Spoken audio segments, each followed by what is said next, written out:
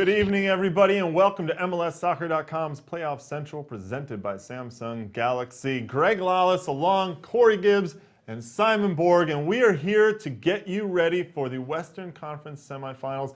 Second leg, LA and RSL at Rio Tinto Stadium is the first game. The second game, Portland-Seattle, big Cascadia game. Now let's take a look at how we got here. And the Eastern Conference got done with their semifinals just on Wednesday night. So, Simon, walk us through what's going on with the bracket now. Well, I think the big development here is with Red Bulls out of the picture, that puts Sporting Kansas City next in line to host MLS Cup should they advance out of the next round against Houston. So that's a major carrot for them. They already hosted the All-Star game. They might get MLS Cup. Well, in the second, on the western side, of course, Portland right now with a 2-1 aggregate lead over Seattle heading into tonight's second leg. In the other game, though, LA with a 1-0 aggregate lead over RSL thanks to a stunner from Sean Franklin. And I think stunner for him. He didn't even think this was going in. Nah, I don't even. Of course, that's a goal of his lifetime. Not even for the year or something like that. It was something very special for him, though. Well, now LA will go to Rio Tinto Stadium, and they're taking on an RSL team that, Simon, over the years, they have struggled to win the big one at home. It's been a talking point for the last 3 days. What are they, what is this all about? Why can't they get this one done? Well, Greg, when you look at the common thread in all these matches, they're deciders, they're elimination matches, and Salt Lake never takes the lead. And it's because the road team is sitting back, making it hard for Real Salt Lake to have those passing combinations and finally break through. So they're encountering tough back lines, tough teams to break through, and you need the special moment from your special players, and they're not getting it to this point. Well, one of the things is that head coach Jason Kreis would like people to stop talking about it. He actually talked about it here. It's just time to stop talking about it. We just need to be focused on the details of what it takes to be successful against this Galaxy team. Now, Simon, what is the RSL lineup we're going to see that can try to be successful against the Galaxy? Yeah, you remember, again, in that first leg, they went with a 5 midfielder, 2 defensive midfielders set up. They're going back to their diamond here. It's the usual back 4 with Nick Rimando behind them. Then in midfield, there's a change. Ned Grabovoy picked up a hamstring injury in that first leg. Sebastian Velasquez taking his place. And up top, so instead of 2 midfielders, we have 2 forwards. Instead of 2 defensive midfielders, it was Beckerman, remember, and the other one. Yordani Alvarez. Yordani. Robbie Finley and Saborio up top, and Finley and Saborio the pairing there. All right, well, we'll get to the forward pairing up there and how that means. But Sebastian Velasquez, a little bit of a surprise here. This is a young kid who came in the first leg, and he showed some stuff. He brought some energy to them. Corey, how does this change their midfield and their attack? Yeah, well, I mean, you're losing Grabovoy, who's their Iron Man. He's calculated the most minutes for the club, including Nick Rimando. But with Velasquez, now we get a lot more youth. We get a lot more expression into the attack. We have him joining in a lot more. But the main thing, Greg, what they lacked in the first game, in the first leg against LA, they're going to get a lot more speed of play, which is going to make them create a lot more in the offensive half. Corey, I'm not as taken with Velasquez as a lot of other people are, because I see a lot of flash, but no substance. This year, 0 goals, 3 assists. I think a guy in his position, you need more out of that. And by the way, those 3 assists were actually second assists. Yeah. So, I mean, even so, you're looking there for your midfield play. But up top now, another change as well. Simon, you harped on it in the first leg that 4-5-1 wasn't working. Now Saborio will not be alone. Robbie Finley in next to him. Saborio needs a partner up top. But now Real Salt Lake lately have been mixing and matching. Plata with Saborio, Sandoval with Saborio, Olmes Garcia with Saborio. They haven't set on a partnership this year. And Finley, Saborio, look, they go way back, maybe to 2010 when they were playing together, but I don't know still that that's the most effective partnership. But still, Finley the speed guy, Saborio the target And I'll tell guy. you what it gives you, Simon. Now we have Finley stretching the defense. Yeah. He's going to make those runs and have Saborio have the flicks on. But it's not only to get Finley onto the ball. What's going to happen now is LA is going to have to drop back a little bit deeper. And now what we're going to see in the second leg, what we didn't see in the first leg, is Saborio picking up those balls in between the midfield and the defensive lines for LA Galaxy. Well, there's lots of tactics, but Jason Kreis, the head coach for RSL, is actually also concerned about who's going to bring the responsibility and the fight.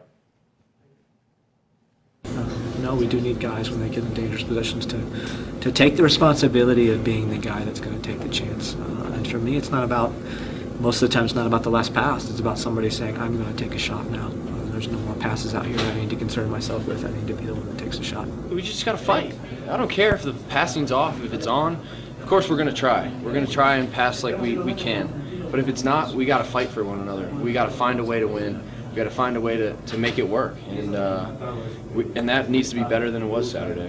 And so if we can do that, passing, whatever, it doesn't matter. It's going to be the fight and a winning mentality that's going to overcome, and our will us to a win. You know, I think that this game, unfortunately, plays out to the Galaxy's strength. It's what they do well. They defend very well, and they counter very well. And so with a one-goal lead, we understand that we're in a dangerous position. But so what? I think that might be my favorite quote so far in the playoffs. So what? And that little smile. But he brings up a good point about how this plays into the LA Galaxy's hands in some way, the situation as it is. Yeah, and there's no secret going into this that the LA Galaxy are a great counterattacking team, Donovan and Keane especially, and Real Salt Lake at home, where the fullbacks especially push forward a lot.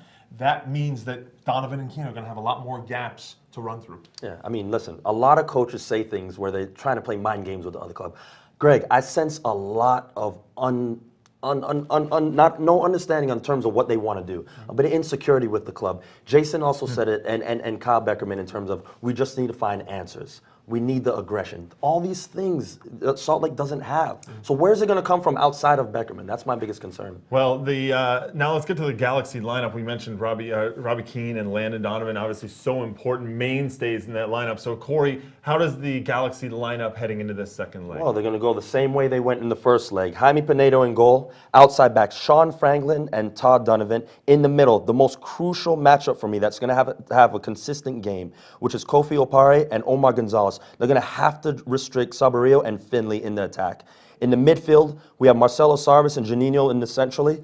Outside flanks, Robbie Rogers, Jossie Zardes, and up top, Landon Donovan and Robbie Keane. Listen, they had a lot of chances in that first match, but they're going to have to be a lot more clinical in front of goal. A lot of chances. You're not kidding. I mean, they had tons of chances to put this away and get one more goal. Robbie Keane got in behind more than once. Landon Donovan got in behind more than once and should have put some goals away, and they weren't able to do it. Simon, does that hurt their mentality? Could this happen again? No, I think they say this is an off night. They chalk it up to that. And I think, though, at Rio Tinto Stadium, they'll get better looks in better positions. Because Real Salt Lake are pushing so much. They're pushing so much. At home, they only have 90 minutes to try to get back in this tie. So I think they're going to be productive once again, but this time with goals. Well, we also saw that Robbie Rogers is back in the lineup in the midfield for them. Now, that might be a surprise for some people based on his performance in the last game. He wasn't the impact player that I think they would hope to have seen from him.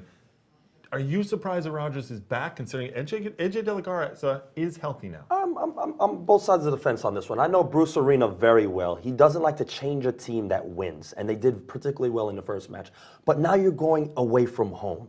And I think Robbie Rogers isn't the right choice right now. I think you're going to have to put De La Garza at right back, put Sean Franklin at the right midfield, solidify that right side more defensively. But listen, this is Bruce Arena. He knows what works, and he's done it before. Can't question him. Also, I don't think you want to kill the Robbie Rogers' confidence here.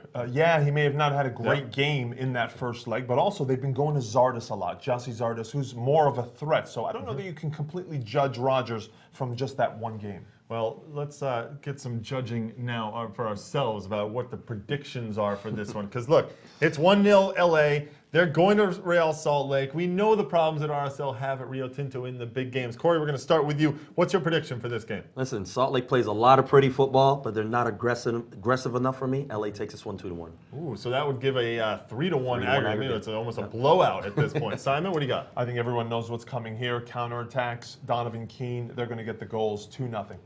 So you think you know what's coming? And that's a kind, I actually think I know what's coming. That's a kind result to Salt Lake. You think that's kind? So you think it's going to be more? They're going to miss a couple chances. Yeah. Oh, I think you guys are totally wrong, both of you. I'm going 2-1 Real Salt Lake, and it's going to go to penalties. Wow. And you never bet against Nick Romano in penalties in the playoffs because the guy is a genius at that. He won't tell us the secret sauce behind it all, but he does admit that there is something to it all. But so that's my pick. Real Salt Lake 2-1 winning that game. The game is at 9 p.m. Eastern Time. It's on ESPN2. Up in Canada, you can catch it on MLS Live and TSN2 as well. So make sure you check that out. Real Salt Lake, LA Galaxy, Western Conference semifinal, second leg. Now, the second game of the doubleheader tonight is the big one, if you will, the biggest rivalry probably in MLS. 11 p.m. Eastern Time tonight on NBCSN, Univision Deportes, MLS Live, RDS2, and it's actually on the NBC Live Extra as well to stream as well. Now, the first leg, 2-1 for the Portland Timbers. They did very well to get some goals. Now, they did not dominate this game statistically, guys. In fact, Portland only had 40% of the possession, had half as many shots, had one corner kick to Seattle's 11, but they got the job done. But that was also by design. Caleb Porter said it after. They went there, Portland did, sitting back, wanting to hurt Seattle on the counterattack. But now moving to Portland, I think Seattle got a lot of hope from that goal there by Osvaldo Alonso, and I think that momentum will carry because in Portland, last trip by Seattle to Portland, they actually played well, created a lot of opportunities, so I think they can have a good game here and believe they can win. Well, the big question, though, is did they create enough? You can look at the stats right there from the previous match, and if Portland are going to do anything, they're going to have to feed off of their crowd as well. We know what can happen at Jeld-Wen. And out in Portland, our very own Samantha Yarrick has a little report on the home field advantage and also caught up with some of the members of the Timbers Army, the guys who make that home field advantage. Hey guys, I'm here at Jeld-Wen Field for one of the hottest matchups in the postseason. Portland Timbers hosting Seattle Sounders in the second leg of the Western Conference semifinals. Timbers fans are already lined up and we are still hours away from kickoff, but they are here because their team has not disappointed at home this season. Timbers unbeaten in 15 consecutive games at home. They haven't lost here since the second week in MLS. It's going to be a tough battle for both teams. It's win or go home, so stay tuned for the action. It's going to be intense. I think it'll probably be about, it's probably going to be about as loud as you'll ever hear us. I've never been here before, so how loud is that?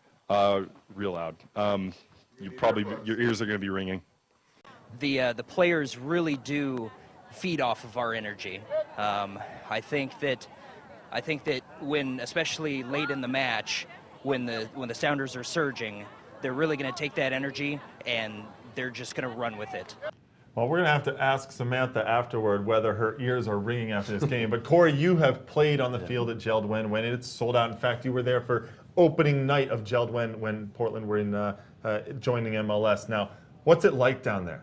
Greg, it's an absolute dungeon, let me tell you. It's something you honestly can't prepare yourself for. I mean, already when the Timbers Army is singing the national anthem, you feel like you're already behind the 8 ball. The only way to counter this environment is you're going to get a lot of pressure the first 15 to 20 minutes. You have to weather the storm. After that 20 minutes, then you start to play your football, and then you'll see the Portland team just start to collapse after that. But listen, they haven't lost a home game since March, so it's something that's going to be very hard to do. Not much collapsing actually taking place right now for the Portland Timbers, and a big part of that not collapsing, though, is Darlington Nagbe and Diego Valeri. They were a huge part of the game up in Seattle. We saw everything they did, of course. Valeri knows how to score goals all through the season. He's scored goals. Nagbe with that great second goal against Seattle in the first leg, but they were both taken out late in the second half. Now, a couple questions. We're going to talk about this for a second because, Corey, we are wondering a little bit, taking a player out for the last 20 minutes of a game like this, when you have 3 or 4 days in between to rest,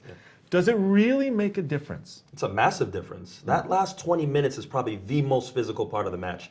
And now we're talking about you're playing in Seattle, up a goal or two, and now all the pressure is going to come upon you. Changes are going to have to be made, and they were made. I think Caleb Porter made the right decisions. We look at the 2 changes that we're always talking about. We're looking at Valeri, and he got subbed out in the 60th minute. I think that was already predetermined. I think that's something different. He did have a little injury he was coming in with. He had a little nick, and that was predetermined, and they changed like for like with Al Hassan coming into that match. Now, they already scored the goal. Nagbe scored to make it 2-0, and then the change was made tactically to play a little bit more defensive. I think you have to rest your top man and have him prepared for that second leg at home. Even when the counterattack is working so well, as it was, you had Seattle down 2-0. They're pushing and pressing at home.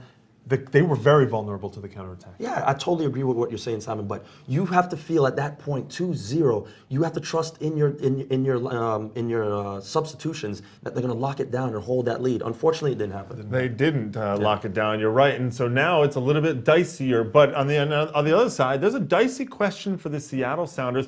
Ziggy Schmidt has to make a decision. Who's going to play goalkeeper? What have we seen in these first 2 games? Well, of course, Michael Gesperning with that howler coming out of the box, grabbing the ball with his hand, and he gets a red card. He misses the second leg. Marcus Hahnemann comes in the first leg of the Western Conference semifinal. He does okay. He does better than Geschperning. There was the goal, the first goal at the near post. And as you know, any goalkeeper doesn't want to get beaten on the near post at an angle like that. So, Corey Gibbs, who would you start if you were Ziggy Schmidt between the pipes? I mean, listen, I'm going with Hahnemann. I think on that goal that you're talking about, Greg, he couldn't come out that far at the near post to stop that one. So I don't really think he was at fault. Geschperning's been a bit erratic all season. And we look at that play-in match and the howler that he had. You can't decide to change things up in such a huge match. I think the right decision's made. You keep Hahnemann in goal and you stick with it. Now, if they go to penalty kicks, Sperning you'd figure is a better penalty kick stopper than Hahnemann. Do you make a switch just before penalty kicks? I love this question. That's a great question. Would you make a switch? You have Geschperning on the bench for 115 to 118 Yes. minutes. I don't think that change can be made 2 minutes in where he's warm enough to make spectacular saves during PKs. I think you stick with your goalie and you make your 3 changes with field players in terms of who's taking the kick other than who's in goal. Yeah, and going into penalty kicks, of course, the mentality is half of it. it's And huge. it's more than half of it, ultimately. So your goalkeeper, you want to have a mentality as well. Now, there may be some other lineup decisions for the Seattle Sounders to make, and we don't know the lineups yet. They're not coming out until about an hour before kickoff, so about 10 p.m. Eastern time. But Simon, give us your projected lineup and what's going to happen, do you think, for the Seattle Sounders? Well, the big decision Ziggy Schmidt faces here is how will he shuffle his attack with Lamar Nagel out? He's suspended, so that opens up a forward spot. What I think happens is Clint Dempsey is shifted to forward based on the performance he had at the end of the last leg. And Mauro Rosales comes in as the playmaker. I think that's the key shift that has to be made, I think, if they're going to be successful tonight. Well, we also see, Simon, that you have DeAndre Yedlin in at right back. There were some questions about whether Yedlin would actually be healthy, but it looks like he's going to be okay. He got injured in that game against Colorado, missed the first leg against Portland, and now he seems like he's going to be ready. Ziggy Schmidt on Wednesday at training said he's, quote, fine. Now, that's pretty much all he said. So it's usual coach talk, trying to maybe not give away too much, but also being willing to admit that Yedlin is ready. So with Yedlin in there, Corey, what does he bring? What does he give that they didn't have in that first leg? Oh, it's a crucial importance. I mean, offensively on that side of the ball, he's going to be able to join the attack a lot more like we've always seen all season. Get balls whipped in to help Brad Evans. Defensively, what's going to happen also is that Ronnie Walsh is going to have to tend to defend a lot more and sit back in. And playing away from home, that's something that Portland doesn't want to have to do. Defensively, what's going to happen is he's going to be a lot more quicker, a lot more sturdy on his feet. The only problem I have with Yedlin is positioning defensively, and that's going to be key for them against Portland. Well, that's in the defense. Now, on the other side, you have to look at the attack, and one of the issues has been this week in trying to get the health of Obafemi Martins. It looks like he's going to be ready. At least that's all the rhetoric that's out there. You can see the injury that's kept him out of several games, basically like 5 out of the last 6 games. Actually, we have not seen him. So will he be ready? We don't really know. We are expecting him to be on the bench for this one, probably not in the starting lineup. But, Simon, talking about the attack, it really comes down, in your mind, to Clint Dempsey. Yes, I think, look, we saw him serve as the playmaker, taking set pieces, taking corner kicks, and that's not where he's comfortable. Toward the end of the game, right here, when he's in the box, taking shots, getting his head on balls, that's what has made his career thus far, and that's his strength. They need to make sure he's closer to goal, and preferably alongside Eddie Johnson. I think it was actually kind of fun to watch that first leg with Simon because he was yelling and screaming, why is Clint Dempsey taking corner kicks? They had 11 corner kicks in that first leg, and they weren't able to get anything done. And it wasn't until Rosales came in that Clint Dempsey started getting on the end of these. And, Corey, you have to know this, right? It's going to open up space for Eddie Johnson, and that's a key as well. Take the pressure off right there. You let Eddie Johnson and Clint Dempsey both get into this. All right, let's get into some predictions. We're only a couple of minutes away from the first game of the night. We're going to start, Corey, with you. What's your prediction, Portland-Seattle? This is simple. You're playing in the dungeon. Portland 2-0.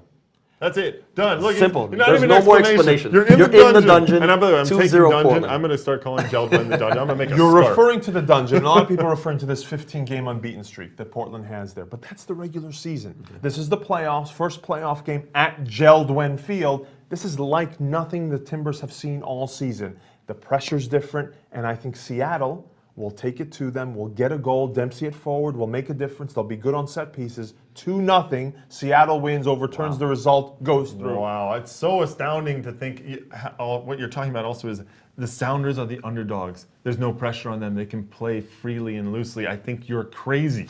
I think you're insane to even think of that Portland are going to give this one away. The Timbers have never been in this spot. They haven't, but Never. but I'm not with sure this much pressure. They haven't, but they've also never won the Western Conference. They haven't been to the playoffs before, so this is it. They did all of that, and I'm going with the Timbers for this one, 2-1 to get it done. It's a 4-2 aggregate win for the Timbers. They move on to the Western Conference Championship. It's going to be a massive game. We'll see which one of us is right in this one. The game is at 11 p.m. Eastern Time. Portland Timbers and the Seattle Sounders renewing that 30-plus-year-old rivalry now in the playoffs for MLS. It's on NBCSN, Univision Deportes, MLS Live, and TSN2. And the early game, 9 p.m. Eastern Time. We're minutes from kickoff now. RSL LA.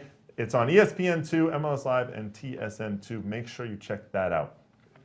We will have a post-game show. Corey and Simon will be back. I'll be back, and we'll be talking about all of this after the second game ends. Now, it might go to extra time. It could go to penalties. We will put our post-game show up and live as soon as all of that ends, so make sure you join us for that. That's it for this pregame show here. Thanks to Corey. Thanks to Simon. Everybody have a great time. That's it from MLSsoccer.com's Playoff Central, presented by Samsung Galaxy. Enjoy the matches.